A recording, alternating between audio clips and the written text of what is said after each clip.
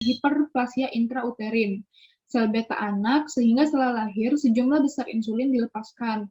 Pada beberapa orang, pelepasan insulin tertunda, jadi hipoglikemia berkembang setelah asupan makanan yang kaya karbohidrat sangat ditandai.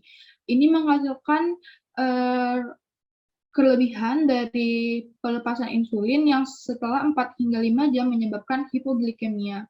Seringkali pasien seperti itu kemudian berkembang menjadi diabetes.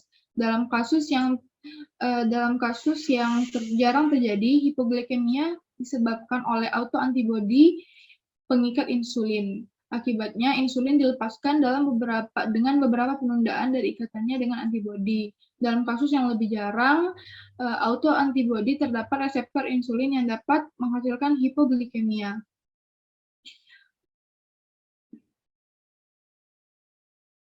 Selanjutnya ada cacat genetik dari pemecahan asam amino konsentrasi dalam darah secara nyata meningkat, misalnya pada hiperleukinemia.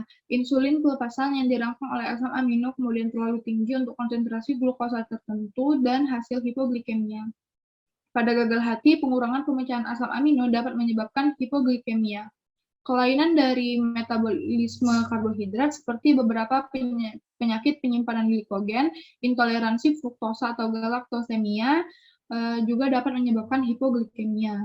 Dalam sindrom dumping setelah reseksi lambung, gula yang diambil secara oral mencapai usus tanpa penundaan. Hal ini dapat merangsang pelepasan hormon gastrointestinal. Hormon gastrointestinal dan konsentrasi glukosa yang meningkat tajam. Hal ini memicu pelepasan insulin yang berlebihan, sehingga hipoglikemia terjadi setelah interval 1 hingga 2 jam. Dalam kasus yang jarang terjadi, kelebihan insulin disebabkan oleh tumor penghasil insulin. Kelebihan insulin relatif juga dapat terjadi dengan pelepasan insulin normal jika pelepasan dan atau kerja hormon antagonis insulin, seperti glukokortikoid, epinefrin, glukagon, dan somatotropin yang terganggu. Hal ini terutama terjadi jika cadangan glukosa rendah dan gluconeogenesis dari asam amino terbatas, seperti pada penderita gagal hati setelah kelaparan atau alkoholisme, dan terjadi peningkatan pemanfaatan glukosa seperti selama melakukan aktivitas fisik yang berat atau tumor. Efek paling penting kelebihan insulin ini relatif adalah hipoglikemia yang menyebabkan nafsu makan meningkat dan menyebabkan stimulasi saraf simpatik yang masif dengan takikardia, berkeringat, dan tremor. Serta terjadi gangguan suplai energi saraf sistem yang membutuhkan glukosa. Hal ini dapat menyebabkan kejang dan kehilangan kesadaran. Akhirnya, kemungkinan terburuknya otak dapat rusak permanen. Berikut adalah bagan yang saya jelaskan tadi. Selanjutnya, saya izin menambahkan respon tubuh bila terjadi hipoglikemia. Pada kondisi normal, glukosa merupakan satu-satunya sumber energi untuk otak. Oleh karena itu, untuk menjalankan fungsi otak yang normal, maka kadar glukosa darah harus dipertahankan dalam kisaran kadar normal yang relatif sempit, yaitu sekitar 70 sampai dengan 100 mg per desiliter. Bila kadar glukosa darah turun, maka tubuh akan mengaktifkan CRR, yaitu Counter of Regulatory Response, yang berperan untuk mencegah dan melakukan koreksi terhadap terjadinya hipoglikemia. Mekanisme utama dari CRR tersebut adalah penurunan sekresi insulin, peningkatan sekresi glukagon, dan epinefrin. Bila hipoglikemia berlangsung berkepanjangan, maka tubuh akan meningkatkan sekresi kortisol dan growth hormone. Respon tubuh tersebut dalam keadaan normal akan mampu menjaga glukosa darah pada kadar fisiologis, sehingga fungsi-fungsi organ tubuh terutama otak dapat menjalankan fungsinya secara normal pula. Respon CRR dipengaruhi kemampuan fungsional dari organ-organ yang mempengaruhi hormon yang mengalami aktivitas, yaitu pankreas, hati, dan ginjal. Hati bertanggung jawab terhadap 80% produksi glukosa endogen melalui proses gluconeogenesis dan sekitar 20% sisanya melalui proses gluconeogenesis yang terjadi pada ginjal. Apabila kadar glukosa darah turun, maka akan terjadi aktivitas pusat autonomik di hipotalamus yang selanjutnya akan merangsang sistem simpatoadrenal pada daerah perifer. Rangsangan terhadap sistem simpatoadrenal dapat diketahui dengan timbulnya gejala-gejala seperti berkeringat, peningkatan denyut, dan kontraktilitas jantung serta tremor. Gejala-gejala tersebut merupakan gambaran klasik reaksi otonom yang akut. Gejala-gejala yang tidak menyenangkan akibat reaksi otonom tersebut biasanya memicu awal pasien mengalami hipoglikemia untuk mencari pertolongan atau meminum glukosa untuk meredakannya. Pada manusia, kunci sensor glukosa darah terletak pada otak, yaitu daerah ventromedial thalamus, yang akan mendeteksi terjadinya hipoglikemia dan akan mengaktifkan mekanisme CRR untuk memproduksi dan mencegah kerusakan otak dari efek neuroglikopenia. Sensor glukosa tersebut terdapat pada daerah juga terdapat pada daerah-daerah di luar otak, yaitu pada vena porta, usus karotis, dan sel beta pankreas.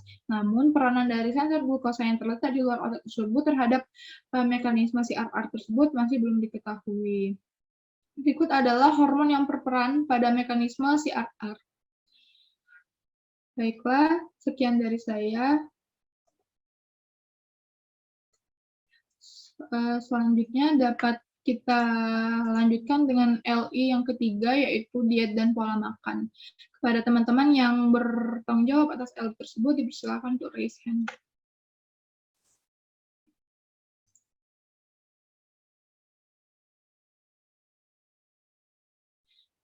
Baiklah, saya izin share screen untuk menjelaskan LI diet dan pola makan. Baiklah, diet adalah aturan makanan khusus untuk menjaga kesehatan dan sebagainya. Sumber KBBI 5. Diet merupakan pengaturan jumlah input makan dan minum demi mencapai berat badan yang ideal. Umumnya terdapat dua tipe orang yang berdiet, yaitu untuk menjaga kesehatan tubuh dan untuk pengurangan berat badan. Yang pertama, pola makan yang baik dan seimbang. Pola makan adalah suatu cara atau usaha dalam pengaturan jumlah dan jenis makanan dengan informasi gambaran yang meliputi mempertahankan kesehatan, status nutrisi, mencegah atau membantu kesembuhan penyakit. Secara umum, pola makan memiliki 3 komponen yang terdiri dari jenis, frekuensi, dan jumlah makanan. Yang pertama, jenis makanan. Jenis makanan itu adalah sejenis makanan pokok yang dimakan setiap hari, terdiri dari makanan pokok, lauk hewani, dan nabati, sayuran, dan buah yang dikonsumsi setiap hari. Makanan pokok adalah sumber makanan utama yang dikonsumsi setiap orang atau sekelompok masyarakat yang terdiri dari beras, jagung, sagu, umbi-umbian, atau tepung. Yang kedua, jumlah makanan. Jumlah makanan adalah banyaknya makanan yang dimakan oleh setiap individu. Yang ketiga, frekuensi makan. Frekuensi makan adalah beberapa kali makan dalam sehari. Dapat meliputi makan pagi, makan siang, makan malam, dan makanan selingan. Yang kedua, ada pola makan seimbang. Pola makan seimbang ialah suatu cara pengaturan jumlah dan jenis makanan dalam bentuk susunan makanan sehari-hari yang mengandung zat gizi, meliputi 6 zat, yaitu karbohidrat, protein, lemak, vitamin, mineral, dan air. Menu makanan dapat dikatakan seimbang apabila menu tersebut beraneka ragam dan memenuhi kebutuhan zat gizi dalam pedoman umum gizi seimbang atau PUGS. Berikut adalah 10 pedoman gizi seimbang. Yang pertama, biasakan mengkonsumsi aneka ragam makanan pokok. Yang kedua, batasi konsumsi panganan manis, asin, berlemak. Yang ketiga, lakukan aktivitas fisik yang cukup dan pertahankan berat ideal. Yang keempat, biasakan mengkonsumsi lauk pauk yang mengandung protein tinggi. Yang kelima, cuci tangan pakai sabun dengan air yang mengalir. Yang keenam, biasakan sarapan pagi. Yang ketujuh, biasakan minum air putih yang cukup dan aman. Yang kedelapan, biasakan makan sayur dan buah. Yang kesembilan, biasakan membaca label pada kemasan pangan. Yang ke-10, syukuri dan nikmati aneka ragam makanan. Lalu yang ketiga adalah pola diet yang baik. Menurut WHO, diet sehat merupakan kombinasi konsumsi berbagai macam makanan, mulai dari buah dan sayur, produk gandum, kacang-kacangan, serta sumber protein nabati seperti umbi-umbian dan hewani seperti daging, ikan, telur, atau produk susu yang seimbang. Hal ini perlu disertai dengan membatasi konsumsi gula, garam, serta lemak trans juga penting dalam menjaga pola diet yang sehat. Beberapa contoh pola hidup yang sehat saat seorang melakukan diet adalah sebagai berikut. Yang pertama, pilih makanan yang sesuai. Yang kedua, sesuaikan porsi dengan kebutuhan kalori per hari. Yang ketiga, ganti gula dengan pemanis lain yang lebih sehat untuk tubuh. Yang keempat, rutin berolahraga setidaknya 30 menit per hari untuk membakar kalori dan menjaga kesehatan tubuh. Yang kelima, terapkan pola hidup sehat seperti tidur yang cukup, tidak mengonsumsi minum-minuman yang mengandung alkohol, dan tidak merokok. Berikut adalah angka kecukupan energi protein, lemak, karbohidrat, serat, dan air yang